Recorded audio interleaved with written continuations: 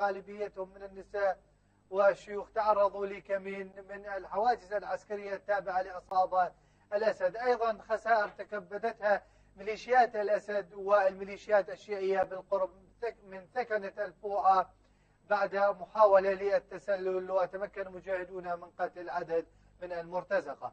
نذهب مباشرة إلى مدينة إدلب الخضراء وينضم إلينا الإعلامي حسن المختار من وكالة سوريا نيوز. السلام عليكم أستاذ حسن. وعليكم السلام ورحمة الله. حياك الله. ما هي آخر التطورات العسكرية والميدانية ومعارك التحرير في ريف مدينة إدلب الخضراء؟ نعم، مساء الخير لك وللسادة المشاهدين أخي أبو عمر.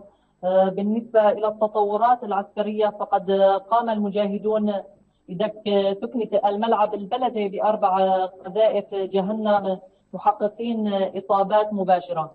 أما بالنسبة لمعركة تحرير مزارع بروما بالقرب من كفريا فقد تكللت المعركة بالنجاح، حيث استطاع الثوار تحرير كل من مدرسة القيادة ومعمل الزيت و7 نقاط هامة بالمنطقة، وقتل عشرات الروافض المرتزقة وجرح ما يقارب 70 شبيح تم توثيقهم في مشفى إدلب الوطني، وفرض حصار خانق على مرتزقة الأسد في كل من كفريا والفوعة.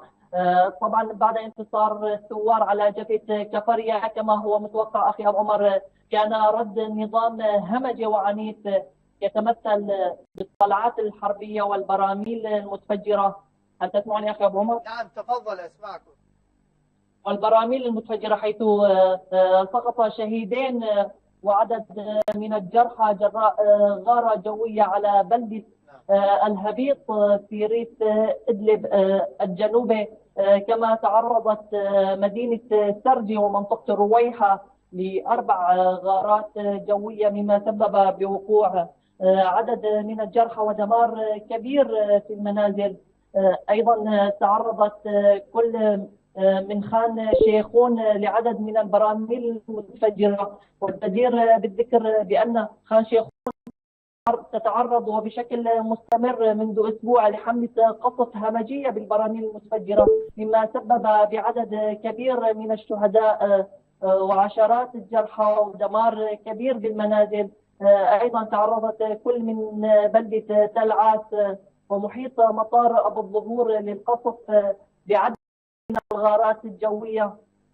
أما شمالا فقد سقطت شهيدة و4 جرحى ودمار كبير بالمنازل في مدينة تفتناز نتيجة استهدافها بعدد من القذائف الصاروخية مصدرها سكنة الفوعة الموالية. نعم، الإعلامي حسن المختار من وكالة سوريا نيوز كنت معنا في مدينة إدلب الخضراء، شكرا جزيلا.